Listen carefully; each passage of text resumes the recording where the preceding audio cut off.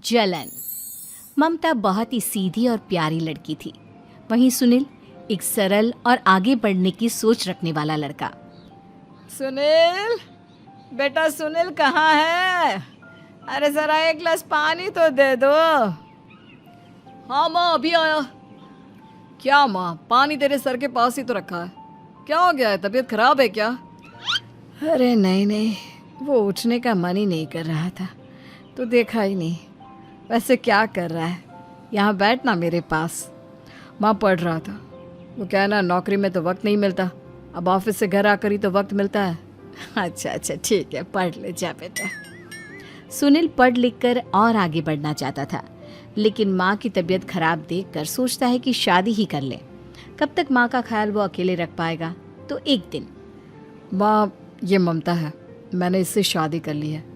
तुम्हारी तबीयत भी ठीक नहीं रहती, तो मैंने सोचा शादी कर लेता हूँ। घर संभालने वाली और तुम्हें संभालने वाली कोई आ जाएगी तो अच्छा रहेगा। माँ अचानक से सामने बहू देखकर हैरान रह जाती है। बेटा ये क्या बात होती है? न बैंड, न बाजा, न दहेज, न शगुन, ऐसे कैसे बहू आ गई? माँ तू तो जानती है, मैं नौकरी के साथ पढ़ाई कर रहा हूँ, तो कहाँ से इतना पैसा बचा पाता कि धूमधाम से शादी करता। वैसे भी माँ, लोग तो आकर खाकर निकल जाएंगे, इसलिए बस वैसे ही। माँ जी, मैं आपका ख्याल रखूंगी। वैसे भी ये आगे की पढ़ाई कर रहे हैं, अच्छा कुछ कर गए तो सबके दिन फिर से अच्छे आ जाएंगे। सास को ममता की बात ठीक तो लगती है, लेकिन मन में कहीं ना कहीं लगता है कि कहीं बहू बेटे को लेकर फुर्र ना हो जाए और फिर तो वो रह जाएगी अकेली। बेटा देख, मेरा जो कुछ भी है वो सुनील ही है, और सुनील का भी अब इस दुनिया में मैं ही हूँ और कोई नहीं। क्या सुनील? बिल्कुल माँ, लेकिन आज से ममता भी मेरे जीवन का अहम हिस्सा है, जैसे तू है। सास को बड़ा बुरा लगता है कि उसकी सल्तनत में कोई और हिस्सेदार कैसे हो सकता है। कैसे कोई और उसके 30 साल के बेटे की जिंदगी में अचानक से आकर बराबर का हिस्सेदार बन सकता है। देख बहू, मैं भले थोड़ा बीमार रहती हूँ, लेकिन इसका मतलब यह नहीं कि घर की चीज़ों में मेरा कंट्रोल खत्म हो गया है। मैं आज भी इस घर की रानी हूँ, समझी? बेटा सोचता है कि ये माँ को अचानक से क्या हो गया। कल तक जो माँ कहती थी कि जिंदगी का कोई भरोसा नहीं, वो अचानक से जंग के मैदान की झांसी की रानी कैसे बन गई? माँ क्या हो गया है? सब ठीक है ना? अचानक कैसी बात कर रही हो? ममता का आज पहला दिन है, स्वागत करो उसका। आसपास की आंटियों को बुलाओ, नई दुल्हन की मुंह दिखाए करवाओ। खैर, सास होने का फर्ज निभाती है और बाद में एक सहेली के साथ बाहर निकल जाती है। क्यों री बताया नहीं कि बेटे का ब्याह कर रही हो? वैसे तो सारा दिन हम ही में घुसी रहती हो। अरे मुझे भी तो अभी पता चला, यूं अचानक सर पर लेकर आ गया। कहता है बहू है माँ तुम्हारी, अब इसको भी इतना ही मैं प्यार करता हूँ जितना तुझे करता हूँ। लो जी, ये क्या बात होगी? क्यों इतना प्यार करता है? अरे माँ का प्यार तो ज्यादा होता है। अब उसको तो कोई दूसरा पति मिल सकता है, लेकिन तुम ही बताओ, क्या माँ की ममता किसी और की हो सकती है? ना जी ना, बेटे को समझाओ ये बात। अरे क्या समझाऊं, मुझे तो खुद ही समझ में नहीं आ रहा कि क्या हो रहा है। जो बेटा कल तक माँ माँ करता था, अचानक से बीवी बीवी का राग आलाप रहा है। देखा, उसकी बीवी ना सुंदर और जवान है। सुंदरता के आगे तो एक से एक नहीं टिके, तो तेरा बेटा किस खेत की मूली है? सास को भी समझ में आ जाता है कि बहू की सुंदरता के आगे माँ का प्यार किसी काम का नहीं। उधर बीवी, ए जी, अम्मा जी सहेलियों को छोड़ने गई थी, अभी तक आई नहीं, हम देख आए क्या? अरे रहने दो ना, आ जाएंगी। कहाँ जाएगी, उनकी आदत है, एक बार जाती है तो पूरी पंचायत खत्म करके ही आती है। अच्छा ही है, खाना वाना खा कर गई होगी। छोड़ो ना, घूमेगी तो खाना पचेगा, नहीं तो ऐसे ही खाट पकड़ लेगी। बहू भी शांत हो जाती है। उधर सास सोचती है कि आज थोड़ा देर से ही घर जाती हूँ, जब बेटा परेशान होकर ढूंढेगा तब मजा आएगा। बीवी को खुद ही पता चल जाएगा कि माँ के आगे उसकी दाल नहीं गलेगी। लेकिन वहीं दूसरी ओर घर पर, ए जी, माँ जी अभी भी नहीं आई, हमको तो घबराहट हो रही है कि क्या करें, जाकर पता करे किसी के घर। अच्छा, कहाँ जाओगी ये भी बता दो। पहला दिन है तुम्हारा इस घर में और एक ही दिन में मोहल्ला छानोगी क्या? हाँ, तो आप भी तो नहीं जा रहे हैं ना, हमको फिक्र हो रही है। अरे यार, ये रोज का है अम्मा का, खाओ और सो जाओ। बस फिर क्या था। बेटा बहू खाना खाते हैं और कमरे में सोने चले जाते हैं। उधर जब सास को कोई देखने नहीं आता तो वो हार कर घर आ जाती है, जहाँ वो देखती है कि सारे घर की लाइट्स बंद है। सास को गुस्सा आता है। बहू, ममता बहू कहाँ हो? लेकिन सारे दिन की थकी बहू को ऐसी नींद आती है जैसे किसी ने भांग की गोली खिला दी हो। वो तो नहीं उठती।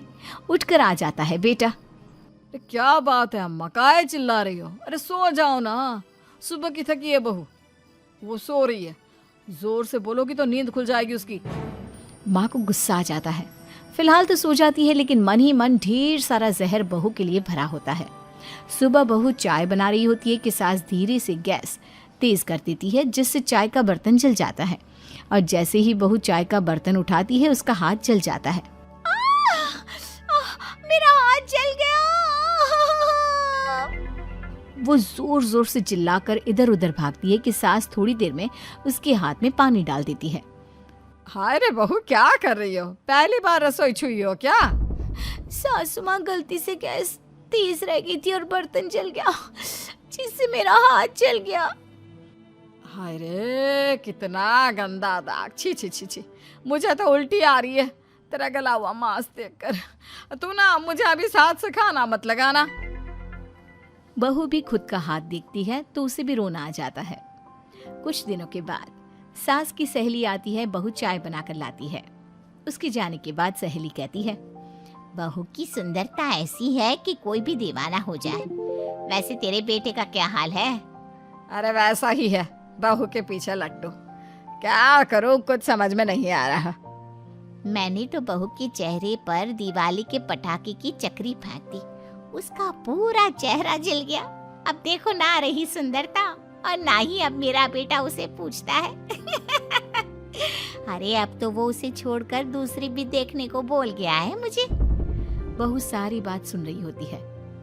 आंटी एक बात बताइए, क्या भरोसा है कि दूसरी सही आए और आपके अनुसार रहे?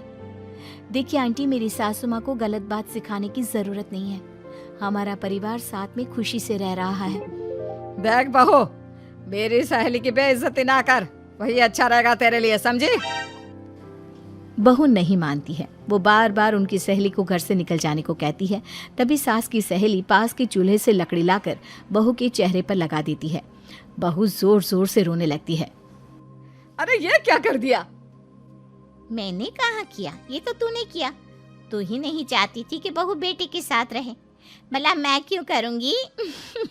मैं तो चली, निपटो अब। बहू रो रही होती है, दर्द से चिल्ला रही होती है, लेकिन सास उसे डॉक्टर के पास नहीं ले जाती।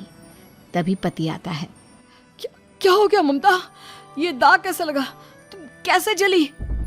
ममता कुछ नहीं कहती, बस दर्द से करा रही होती है। पति माँ की तरफ देखता है। हो ना हो माँ, ये पक्का आपका काम है। आप ही ममता से जला करती थी ना।